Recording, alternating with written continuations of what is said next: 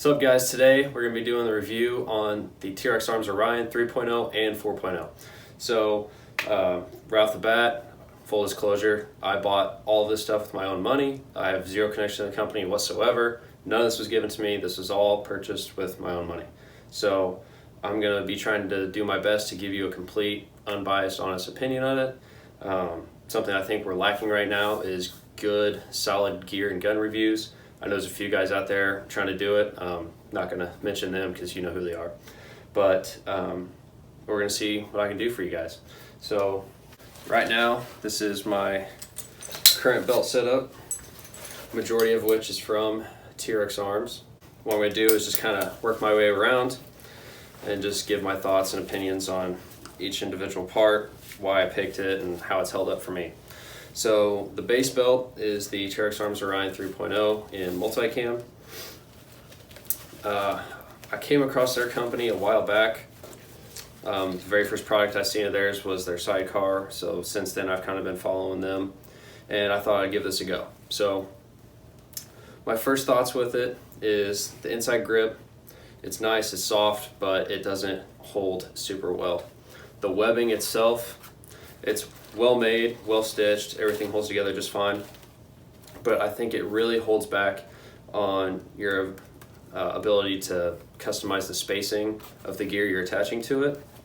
So, and it's also very open, and so something like multicam, you don't get much pattern. There's a lot of inner belt showing.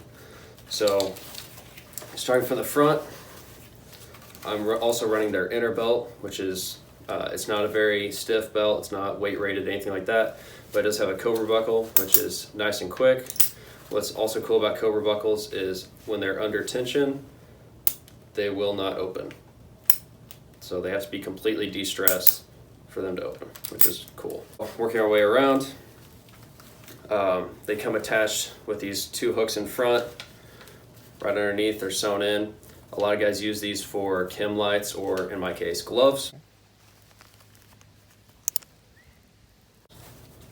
So the gloves I'm running are the SKD Tactical Pig gloves. I love these gloves. They're fantastic for when your gun gets really hot and you need something to just cover up your hand. Not so great in the winter. They don't do a very good job of keeping your hands warm, but they do have good ventilation, keep your hands cool, especially on the backside. And they also have the Smart Touch, so you can still use touchscreen devices with them on, which I think is a great little feature. So moving up from there, I've got the S-Tac Kaiwi mag pouches. I have a double pistol and two individual rifle, also in multicam. They are connected with the malice clips. I think this is a great mounting solution compared to just regular MOLLE. They're much more rigid, much tighter, and much easier to install and take off. So the pouches themselves, I was very attracted to them because they have Kydex inserts. I've used high-speed gears, tacos in the past. They work great for me, but they were the belt-mounted ones, so I wanted to get the MOLLE attached ones. And I thought, why not take the opportunity to try something new? So I've got the S-Tac ones. They were very appealing to me because they're slick, smooth, very clean, and like I said, they have Kydex inserts as well. So my only issue with them is they are very tight. So with this belt, because it's not a very stiff gun belt, I've had the problem where while I'm wearing this and I go to draw a mag, the whole belt moves with it. So I don't get a clean draw from it. And that's an issue for me because for those of us trying to pick up speed, shoot fast, do all that cool stuff, it creates a problem, it slows us down. So I did come up with a solution for this. Something else S-Tac mentions as a company is that you can heat these up and loosen them up a little bit, but I didn't want to sacrifice the integrity of the pouches. I know they said they would replace them if you were attempting to loosen them up a little bit and in the process damage them, but I didn't want to go through that hassle. So like I said, I'll mention my solution later, but I didn't want to loosen these too much because I do like the fact that they hold the mags tight. They're not falling out, they're not going anywhere. So I didn't want to sacrifice that. Moving back, we've got the TRX Arms dump pouch. I just picked this up like a couple weeks ago, so I can't give you too much of a in-depth review on these. However, I have other buddies that I shoot with that have used these extensively for a while, and in their words, it is the only thing TRX Arms got right. So if you're looking at getting a dump pouch, I'm gonna say you're pretty safe with these. It's been great for me. You can hold, you know, empty mags, full mags if you're doing longer drills and you don't want to keep running back and picking up more. Hold your snacks, your water bottle.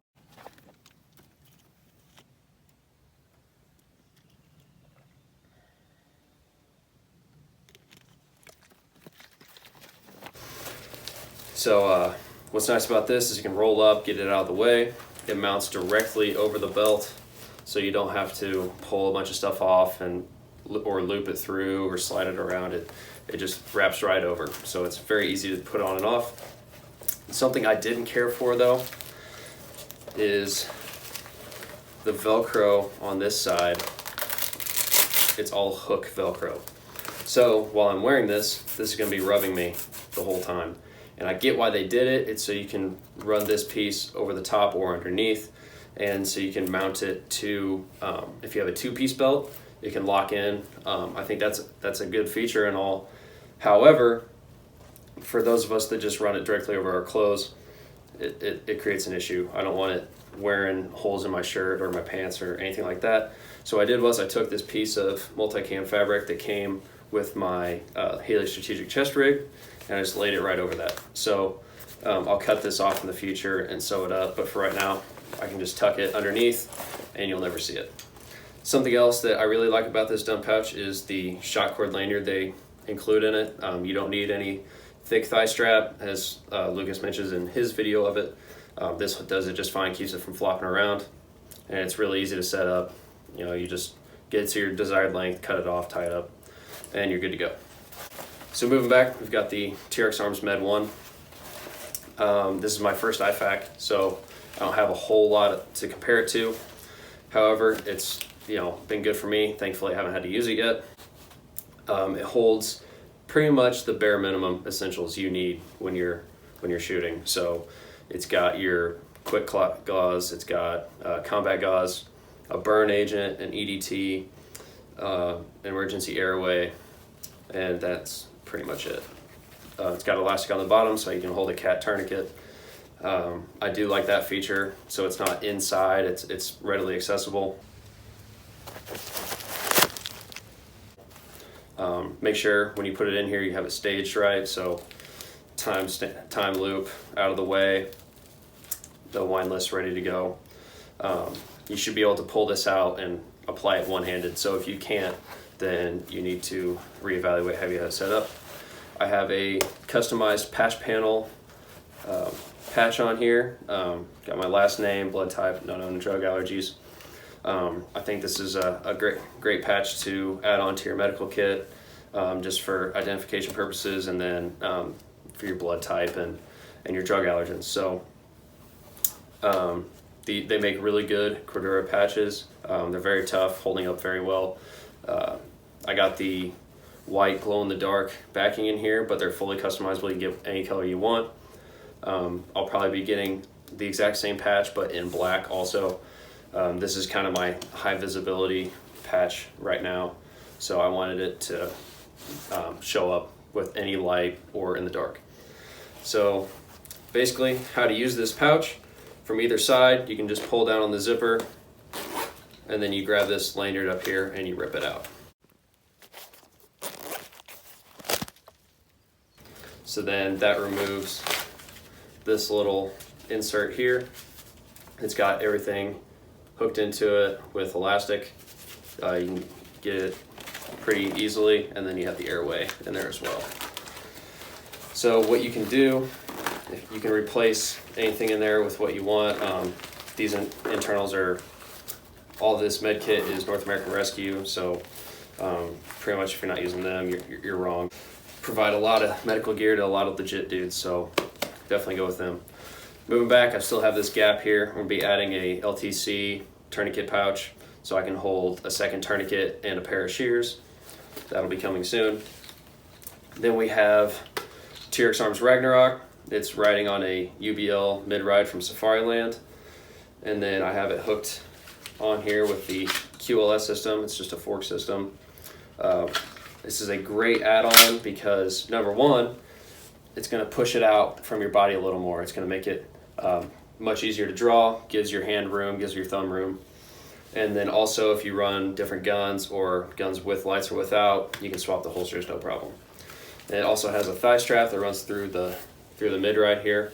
This helps keep it from flopping around, especially when you draw, because like I said, this belt bends a lot. So if you don't have this thigh strap on and you try to draw, this whole holster is going to come with you. So it's no bueno. Okay. And another note, the holster itself, it's worked great for me. It's worked great for a lot of people. One issue I've had is that these screws continue to come loose. I'm probably going to have to take them off and Loctite them.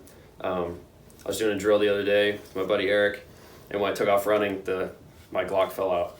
So otherwise, they usually have really good retention, but I have noticed that after using it for a bit, it does start to loosen up. So make sure you're always checking to make sure it's tight or Loctite it so it won't come loose. Next, I have another pistol pouch here. I'm just running a Gerber multi-tool, and then straight through the webbing, I have my Sharpie. So that pretty much concludes how I have this set up. Kind of gave you my thoughts on everything. As I said, some of it is new to me. Like the dump pouch, haven't been running it for a very long time. Hopefully it continues to hold up and work well. I don't see it having any issues, but you never know. That's why we use stuff, we review it, we test it. And if anything new comes up, you will be the first to know. As I'd said before, because this thing is so flimsy and flexible, I don't want to say flimsy because it's not. Flimsy has a negative connotation, but it's very flexible. It's not rigid, it's not stiff. So whenever I draw, that creates an issue, it's going to bend. So what I do, using these sewn in belt attachments, they're just Velcro, you just run your inner belt through it. What I have done is used TRX Arms Nova belt. So I originally got this as an EDC belt, and honestly, I didn't care for it. For me, it's almost too rigid. I know people want rigid belts for carrying because you want to hold that weight, but for me, it was always digging in the back. It was always folding out, and I didn't care for it. So what I do use is it's called a mission belt, or some people call them slide belts. It basically has no holes. You just put it through and you can hear it click, click, click, and it locks down. So it has much more adjustment. It's still flexible, but it's gonna hold the holster just fine.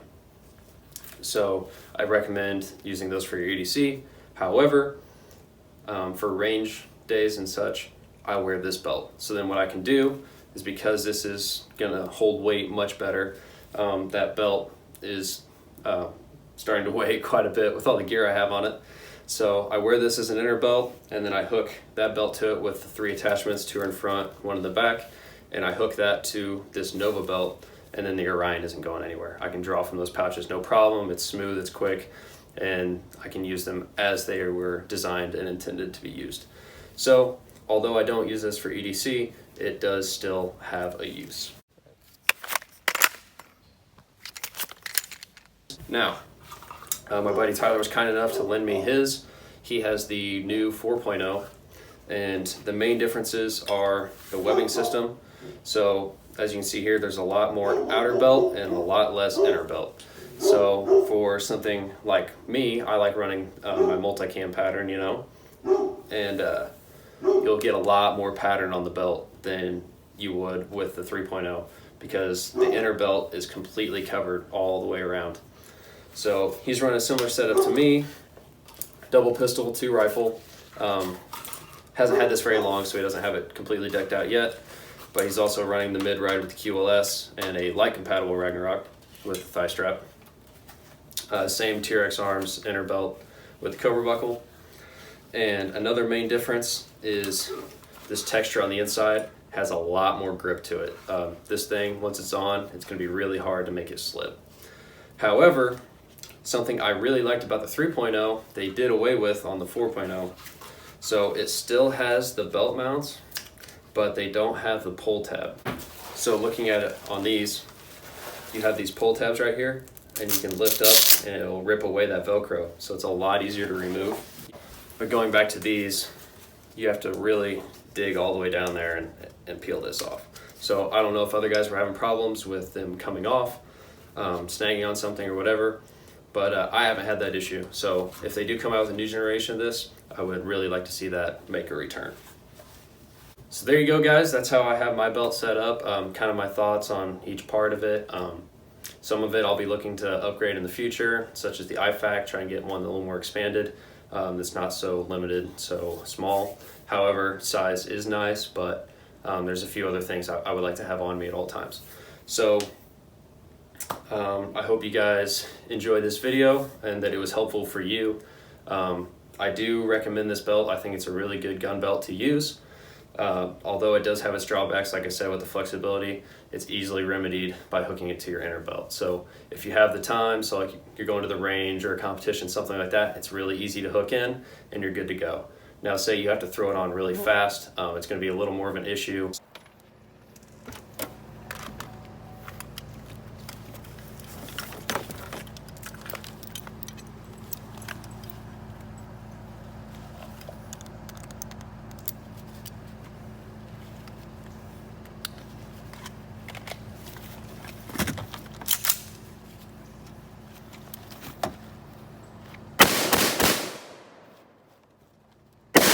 It might be bouncing around, flopping around a bit, but as far as, you know, just hooking it up for the range and whatnot, I can run, jump, crawl, whatever, and as long as it's hooked to my inner belt, it's not going anywhere.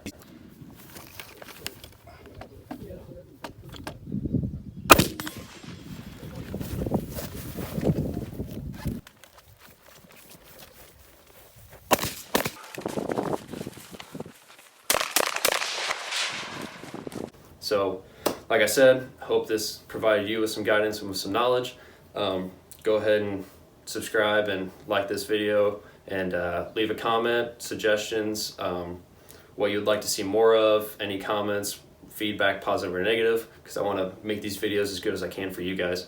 And throw in anything you'd like to see me review in the future. I'm kind of limited right now on my inventory, but I'll do my best. My buddy Tyler's got a few more things that I could get a hold of and try out for you guys. So if you want, head over to Instagram. That's where I post most of my stuff. It's at The Boys from Illinois, same as the YouTube channel. That's where I'm going to be posting my day-to-day, just shooting videos, pictures, stuff like that, any announcements and everything. So head over there, give me a follow, and hopefully I hear from you guys in the future. And with that, I got nothing else for you guys. So, little life lesson. When you're cooking on a campfire, beware of the fire ring.